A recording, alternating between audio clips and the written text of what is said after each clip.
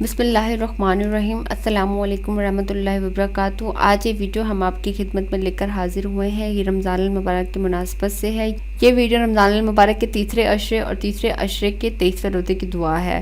یہ وہ دعا ہے جس کو کرنے کے بے شمار فوائد ہیں۔ قرآن پاک میں رمضان المبارک کے بے شمار فوائد اور برکت موجود ہیں۔ کچھ فوائد کا ذکر آپ صلی اللہ علیہ وآلہ وسلم نے خود بھی کیا ہے۔ اللہ پاک ہم سب مسلمانوں کو رمضان المبارک کے نیک مہینے کے روزے رکھنے کی توفیق عطا فرمائے، آمین۔ رمضان المبارک کا تیسرا عشرہ نجات کا عشرہ کہلاتا ہے۔ آج اس ویڈیو میں ہم رمضان المبارک کے تیسرے عشرے اور 23ویں روزے کی دعا کچھ اس طرح سے پڑھیں گے۔ آج کی ویڈیو ان تمام مسلمانوں کے لیے جو رمضان المبارک کے روزے رکھتے ہیں، یہ ویڈیو ان تمام مسلمانوں کے لیے بہت زیادہ مفید ثابت ہوگی۔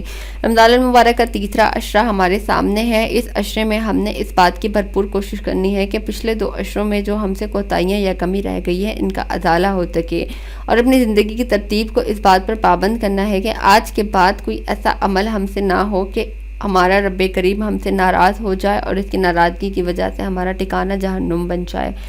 اللہ پاک ہم سب مسلمانوں کو گناہوں سے بچنے کی توفیق عطا فرمائے، آمین۔ رمضان المبارک کا تیسرا عشرہ اور 23ویں روزے کی دعا آپ نے اس طرح سے کرنی ہے۔ صبح سحری کرنے کے بعد آپ نے فجر کی نماز ادا کرنی ہے، اور فجر کی نماز ادا کرنے کے بعد آپ نے 11 مرتبہ اس طرح سے پڑھنا ہے: اللہم انی اسألک بوجہک الکریم وامرک العظیم ان تجرنی من النار والکفر والفقر۔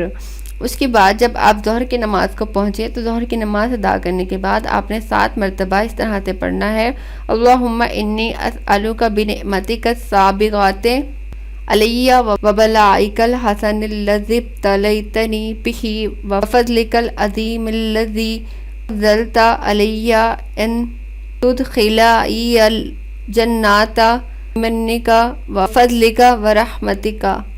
اس کے بعد جب آپ عصر کی نماز کو پہنچیں تو عصر کی نماز ادا کرنے کے بعد آپ نے 11 مرتبہ اس طرح سے پڑھنا ہے: اللہم انی اسألک خلاصا من النار علما وادخلنی الجنۃ، آمین۔ اس کے بعد جب آپ مغرب کی نماز کو پہنچیں تو مغرب کی نماز ادا کرنے کے بعد آپ نے 11 مرتبہ سبحانک اللہم پڑھنا ہے، اور اس کے بعد جب آپ عشاء کی نماز کو پہنچیں تو عشاء کی نماز ادا کرنے کے بعد نماز تراویح ادا کرنے کے بعد آپ نے 8 مرتبہ سورۃ ملک پڑھنی ہے۔